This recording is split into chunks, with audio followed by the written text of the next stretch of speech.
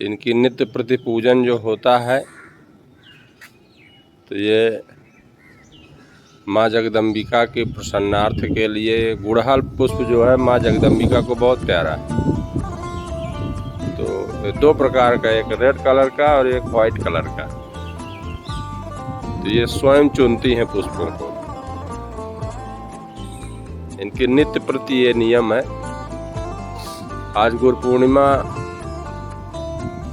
के पावन पर्व पर अभी कुछ ही समय के बाद आप सभी जो इनके अनुयायी हैं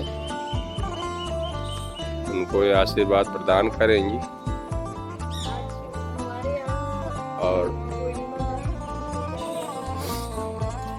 और जिन लोगों ने इस भौतिक जगत के किसी एक महान व्यक्ति को अपना गुरु नहीं बना पाए, वो अपना गुरु किसी इष्ट देवता को माने। और यदि आपको इष्ट देवता भी न पता हो तो आप सीधे विष्णु भगवान को अपना गुरु मान लीजिए। विष्णु भगवान को मानने से ये होगा कि आपके इस भौतिक जीवन में सुख शांति पूर्वक आप अपने जीवन व्यतीत करते हुए और मोक्ष की प्राप्ति होगी। और इस क्योंकि पालन का जो दायित्व है वो भगवान विष्णु के पास, और इस चकाचौंध इस भौतिक जगत में लक्ष्मी की अत्यंत आवश्यकता है। और जहाँ विष्णु जी होते हैं वही लक्ष्मी जी होती है। और लक्ष्मी के लिए ही पूरा संसार इस समय परेशान चल रहा है। कुछ लोग नहीं है जो जिनके अंदर वैराग की प्राप्ति हो गई है, लेकिन मुझे लगता है कि 80-90% लोग तो इस समय संघर्षरत है इन लक्ष्मी की प्राप्ति के लिए। तो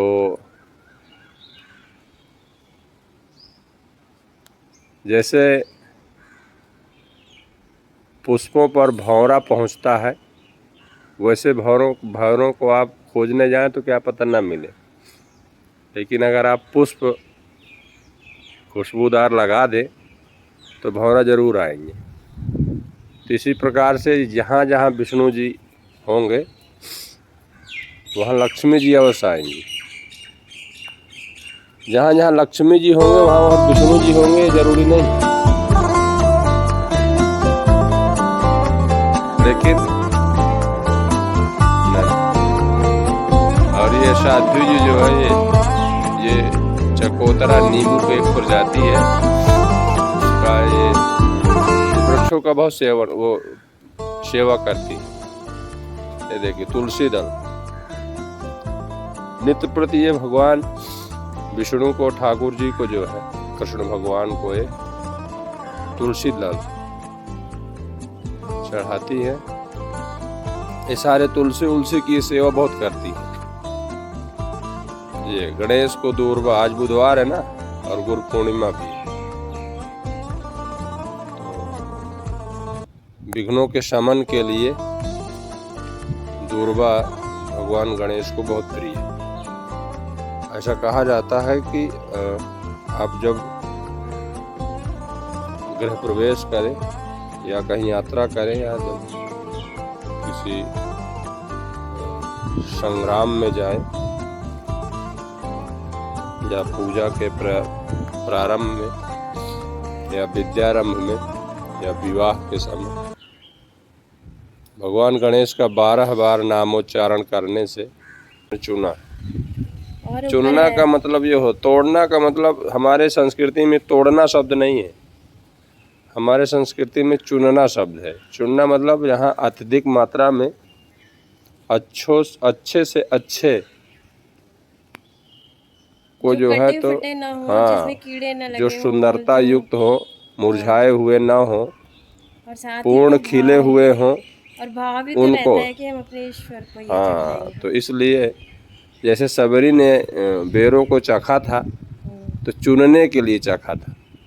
ये जो मीठे होंगे उन्हीं को भगवान को हम देंगे खाने के लिए। उसी प्रकार से अनेक पुष्पों के बीच में ये पुष्प सौभाग्यशाली रहे जो श्री भगवान के चरणों को लिए इनको चुना गया। इसी प्रकार से हमारे आप जो मनुष्य प्रजाति है इसमें बहुत सारे लोग पुष्प की तरह ही है। तो बहुत सारे लोग तो किसी नेता के गले में माला बन करके और नेताओं के गले में चले जाते हैं, किसी के चरणों के नीचे बिछाए जाते हैं, और कुछ जो है पुष्प होते हैं वो श्री भगवान के चरणों तक पहुंच जाते हैं। तो उसी प्रकार से इस भौतिक जगत के हम भी पुष्प की तरह हैं। तो यदि अच्छे कर्म हुए तो भगवान हमें चुन लेते हैं, और यदि कर्म अच्छे ना हुए तो माली आता है तो अच्छों को चुन लेता है, शेष मुरझा जाते हैं, अपने आप गिर जाते हैं, उनकी दुर्गति हो जाती है। तो इस प्रकार से यदि सत्कर्म करेंगे तो भगवान श्री अपने चरणों में चुन लेंगे हमें एक पुष्प की तरह, और उसका परिणाम ये होगा कि इस जीते जी भौतिक जगत में सुख शांति और समृद्धि से जीवन जीते हुए, और जब अंत होगा जीवन का, इस पंच तत्वों में शरीर विलीन होगा तो फिर मोक्ष की प्राप्ति हो जाएगी, पुनर्जन्म नहीं होगा। पुनरपि जननी पुनरपि जननम पुनरपि मरणम पुनरपि जननी जठरे शयनम, यह परिभाषा फिर चरितार्थ नहीं होगी, क्योंकि यही दुख का कारण है। तो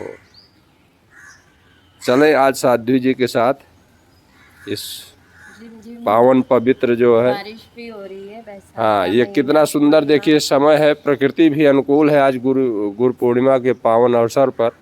व्रत भी है हम सबका। हाँ, ये देखिए ये स्वामी जी अपने आश्रम पर ये आज ये सब भारत में ही उपलब्ध हो गए ऐसा वातावरण, क्योंकि ऋषियों की तपोभूमि, यहाँ ऋषि लोग तपस्वी लोग जन्म लेते हैं। बीच में